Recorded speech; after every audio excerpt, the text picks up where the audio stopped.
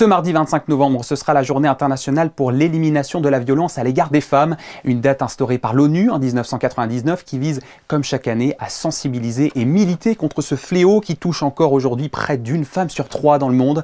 Monaco prend évidemment très à cœur cet épisode du calendrier.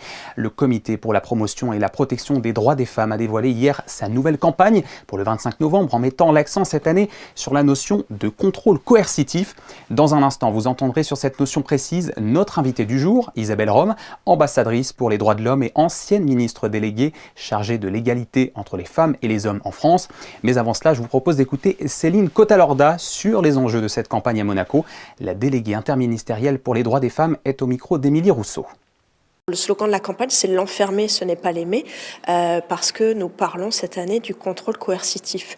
Et ça nous semblait important qu'il y ait une prise de conscience de la part du public par rapport à ce sujet qui n'est pas toujours bien connu, mais aussi bien des victimes que de la part des auteurs qui pourraient faire mettre en place ce type de stratégie. C'est un fléau qui touche pas que Monaco, mais qui touche aussi Monaco, puisque la violence conjugale touche tous les milieux, tous les pays, toutes les générations. Donc chaque année, c'est important que la principauté s'associe à cette journée pour l'élimination de la violence à l'égard des femmes.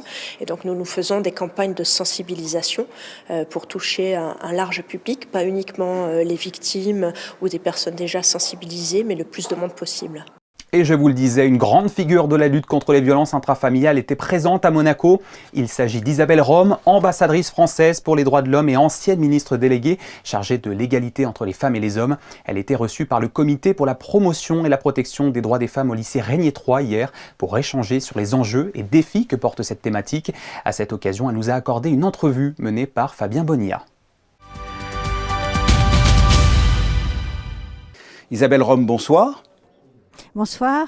Vous avez donné donc une conférence à l'auditorium du lycée Régnier 3. Quel message vous vouliez faire passer tout simplement ?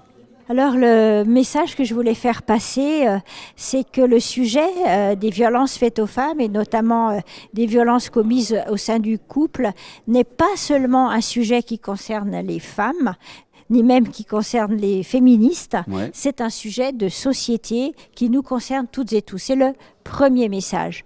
Et puis ensuite, c'est de montrer, d'expliquer quels sont ces mécanismes de ces violences pour permettre à des professionnels, qu'ils soient dans le domaine de la justice, du soin, mais aussi des voisins, des parents, des amis, à décoder certaines choses dont ils peuvent témoigner dans leur entourage, c'est-à-dire s'ils voient le changement de comportement de leur sœur, qui devient triste, qui n'ose plus sortir.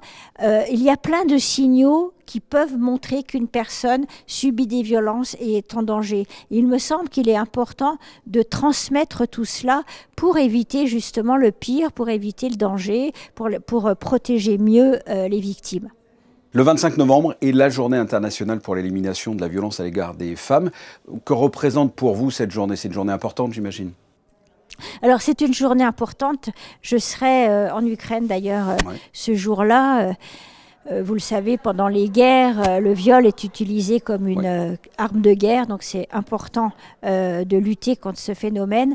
Alors cette journée, elle est importante parce que justement, elle met vraiment la lumière sur ce sujet des violences faites aux femmes. Parfois, on a tendance à dire oui, mais c'est un jour par an, oui, mais c'est gadget, mais c'est faux, parce qu'en fait, cela permet de parler de ces sujets, de sensibiliser, et puis aussi, cela incite les pouvoirs publics à montrer qu'ils ont des résultats et qu'ils progressent, puisqu'en général, c'est aussi le jour où l'on fait des bilans.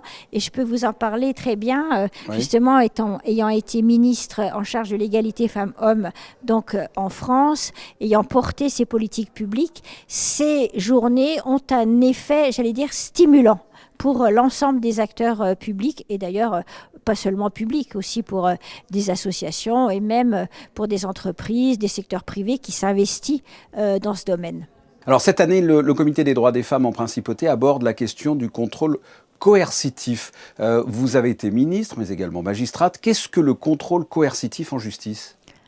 Alors c'est une notion que je pousse beaucoup et que j'aimerais voir définir dans la loi.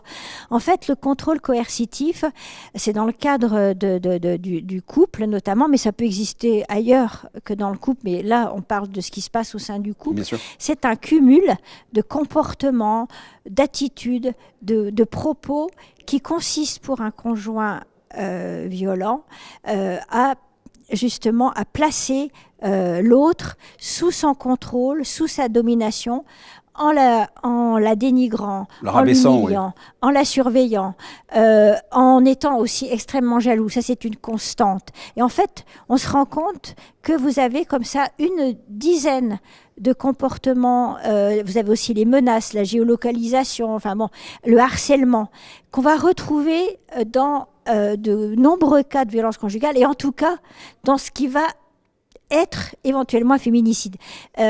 Moi, j'ai présidé des cours d'assises, c'est-à-dire j'ai jugé de nombreux féminicides, et je me disais, parce que je ne connaissais pas ce mot, je me disais à l'époque, mais c'est curieux, c'est toujours le même scénario, Oui. ces féminicides. C'est comme s'il y avait, voyez, un comportement de fabrique du féminicide. Et je tiens à dire que cela relève justement d'une violence invisible. C'est ça. C'est-à-dire c'est que pas moi, physique, j'ai jugé c'est pas physique, mais c'est beaucoup plus sournois, beaucoup plus fourbe finalement. Tout à fait, et très destructeur. Oui. Et moi, j'ai jugé des féminicides qui n'avaient pas été précédés de violences physiques, mais de mois ou d'années de dénigrement, d'humiliation, de menaces, de jalousie, et donc de ce contrôle coercitif. Et donc ce contrôle coercitif, il peut amener au féminicide, mais aussi il peut amener les victimes à se suicider. Toujours est-il qu'il est extrêmement destructeur et que justement lorsque les personnes sont sous le coup d'un contrôle coercitif, elles sont en danger. Et ce que je veux préciser aussi, c'est que ce contrôle, quand il est exercé par un conjoint violent, il est exercé sur l'ensemble de la famille et pas seulement sur sa conjointe. C'est-à-dire que les enfants sont aussi victimes de ce comportement parce que c'est un climat de terreur qui est exercé sur l'ensemble de la famille. Est-ce que ça peut être condamnable au niveau de la justice? Parce qu'un homme violent, c'est facile à voir, pas toujours d'ailleurs, mais on condamne ces actes-là, mais comme ça, ces actes coercitifs, est-ce qu'on peut les condamner?